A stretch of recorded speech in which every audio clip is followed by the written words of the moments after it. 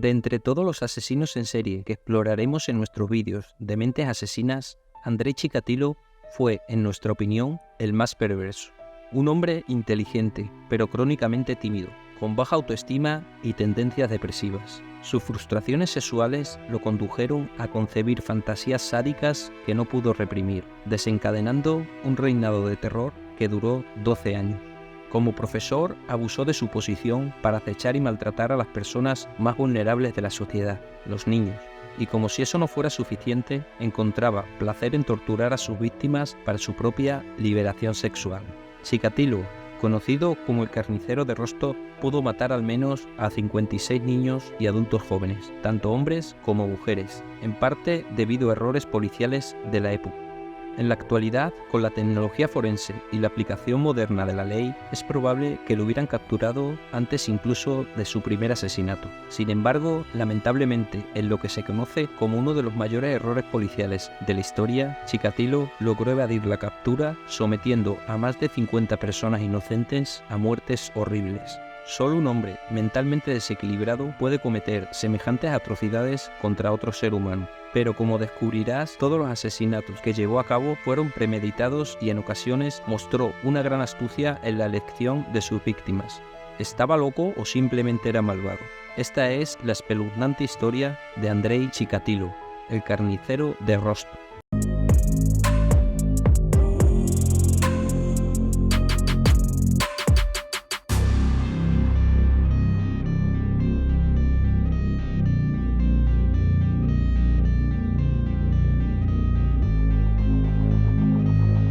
Bienvenidos a la Gruta del Crimen.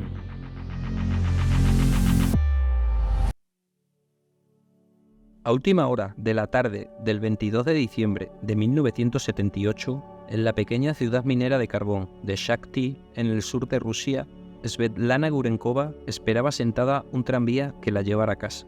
Mientras esperaba en el frío, su atención se centró en una joven regordeta que estaba a poca distancia de ella. La niña, que no debía tener más de 10 años, vestía un distintivo abrigo rojo con una capucha adornada con piel negra. Como protección adicional contra el frío, llevaba un gorro marrón de piel de conejo y una bufanda de lana. Lo que atrajo la atención de Svetlana no fue tanto la chica ni su ropa, sino el hombre con el que estaba. Era un hombre alto, de pelo gris, de unos 40 años y que vestía un abrigo largo negro. El hombre tenía cara y nariz alargadas y llevaba unas gafas de gran tamaño. No fue su apariencia lo que la hizo sospechar, fue la forma en que el hombre miraba a la joven y le susurraba al oído. La chica no parecía conocerlo, pero aún así parecía interesada en lo que el hombre le decía. Poco después, el hombre se alejó y la niña lo siguió, luciendo feliz y contenta. Mientras Svetlana lo veía alejarse, llegó su tranvía y los perdió de vista. La joven se llamaba Lena Zakotnova, una niña brillante y feliz de 9 años, que regresaba a casa desde la escuela cuando se encontró con el hombre en la parada del tranvía. Anteriormente le había dicho a una amiga de la escuela que tal vez les regalaría un chicle de un viejo agradable que había conocido. Quizás fue eso lo que le incitó a ir con el hombre a su casa secreta, una pequeña choza en ruinas a pocos pasos de la parada del tranvía. Poco después de llegar a su destino, el hombre abrió la puerta de la choza y encendió la luz antes de llevar a la niña al interior y cerrar la puerta detrás de ellos. Una vez dentro, el hombre no perdió el tiempo y la empujó tirándola al suelo para quitarle el abrigo y toda su ropa. Cuando ella comenzó a gritar, él le presionó la garganta con el antebrazo y apoyó el peso de su cuerpo contra ella hasta que se quedó quieta. Sus ojos todavía estaban abiertos, por lo que él le vendó los ojos con su pañuelo antes de intentar tener relaciones sexuales con ella. Incapaz de lograr una erección, comenzó a violar a la niña con sus manos, descubriendo que el ataque lo estimulaba hasta el orgasmo como nunca antes. Mientras continuaba con su asalto, la chica comenzó a retorcerse debajo de él, luchando por respirar a través de su garganta dañada. Preocupado de que la chica lo denunciara por lo que había hecho, sacó un cuchillo y la apuñaló 3 veces en el estómago.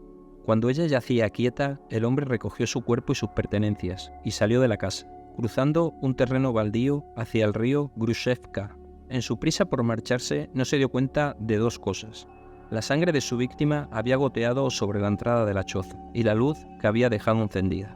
Al llegar al río, arrojó su cuerpo al agua helada y lo vio desaparecer río abajo. Arrojando su mochila detrás de ella, dio la vuelta y se dirigió a casa sin darse cuenta que la niña aún estaba viva. Al día siguiente, después de que se descubriera el cuerpo de Elena flotando en el río, Svetlana Gurenkova dijo a la policía que había visto a la niña en la parada del tranvía con un hombre alto, delgado y de mediana edad, que llevaba gafas y un abrigo negro. Se llamó a un dibujante de la policía y se preparó un boceto del hombre. Más tarde, esa misma noche, la policía de Shakti arrestó a Alexander Kravchenko, un hombre del pueblo que anteriormente había cumplido 6 años de una sentencia de 10 de prisión por la violación y asesinato de una joven de 17 años en 1970. En el momento de su arresto, Kravchenko tenía 25 años y nunca había usado gafas. Mientras interrogaban a Kravchenko, el retrato del sospechoso que Gurenkova había descrito circuló por toda la ciudad. Un hombre al que se le mostró era el director de una escuela de minería local. Después de observar detenidamente el dibujo, dijo a la policía que se parecía mucho a uno de sus profesores, Andrei Chikatilo. La policía le advirtió que no dijera a nadie que lo había identificado. Más tarde, mientras otros 2 detectives buscaban en las calles que bordeaban el río, encontraron salpicaduras de sangre en los escalones de una pequeña choza. También observaron que una luz interior había quedado encendida. Cuando las investigaciones con los vecinos revelaron que el edificio era propiedad de Andrei Chikatilo, la policía lo llamó para interrogarlo, pero lo liberó poco después cuando su esposa confirmó su historia de que había estado en casa con ella toda la noche. Aunque las pruebas contra Chikatilo eran sólidas, la policía consideró a Kravchenko un sospechoso más viable y finalmente logró obtener una confesión de él. Después de un breve juicio, Kravchenko fue declarado culpable del asesinato de Elena Zakotnova y condenado a 15 años en un campo de trabajos forzados. Al conocer el veredicto, el pueblo de Shakti presentó una denuncia oficial contra la indulgencia de la sentencia. Un nuevo juez designado para investigar la denuncia confirmó el llamamiento público y dictó sentencia de muerte contra Kravchenko. Cuando se ejecutó la sentencia en 1984, más de una docena de mujeres y niños habían sido víctimas del verdadero asesino.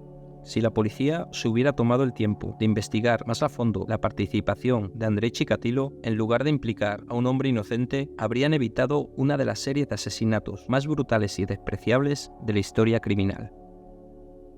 Andrei Chikatilo nació el 16 de octubre de 1936 en Yablonnoye, un pequeño pueblo agrícola de la antigua Unión Soviética perteneciente a Ucrania.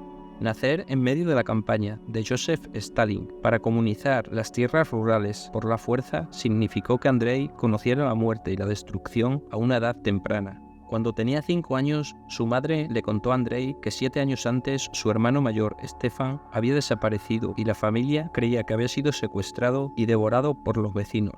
La historia tuvo un profundo efecto en el niño, quien más tarde admitió que a menudo imaginaba lo que le habían hecho a su hermano.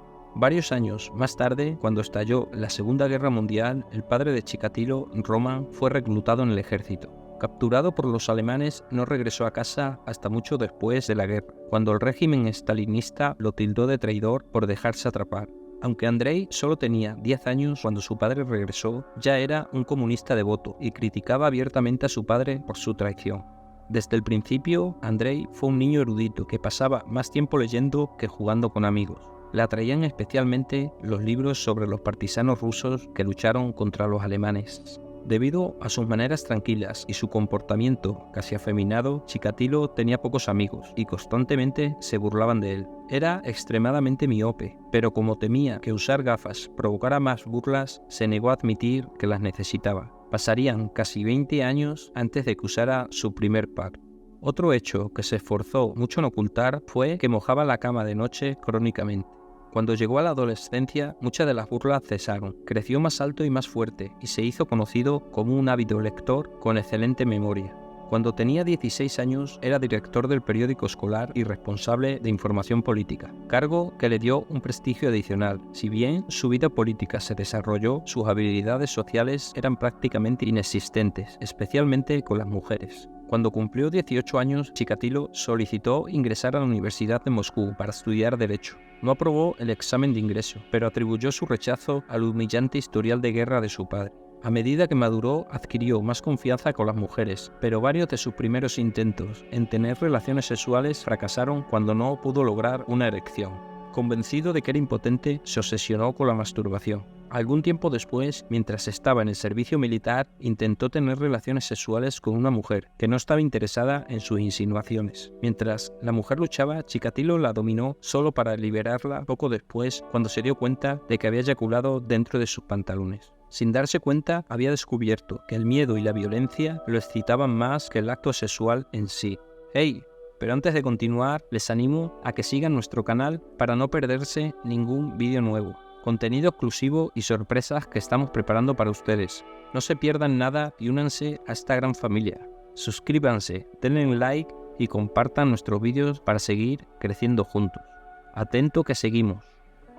Algunos años después de completar su servicio militar, se mudó a Rusia en busca de trabajo. Rápidamente encontró trabajo como ingeniero telefónico en un pequeño pueblo llamado Radionovo-Nesvetayevsky, justo al norte de Rostov. Cuando había ahorrado suficiente dinero, llamó a sus padres y a su hermana y los mudó a su nuevo hogar. Algunos años más tarde, su hermana Tatiana le presentó a una mujer llamada Fallina. Empezaron una relación y se casaron en 1963. Fallina rápidamente se enteró de que su nuevo marido no solo no podía consumar el matrimonio, sino que tampoco tenía ningún interés real en el sexo. Ella vio esto como nada más que una intensa timidez y logró convencerlo para que tuviera relaciones sexuales con ella. Finalmente tuvieron 2 hijos, una niña, Lyudmila, nacida en 1965, y un niño, Yuri, en 1969. Poco después de casarse, Chikatilo se matriculó con éxito en un curso por correspondencia en la Universidad de Artes Liberales de Rostov en 1971. Obtuvo títulos en literatura rusa, ingeniería y marxismo-leninismo.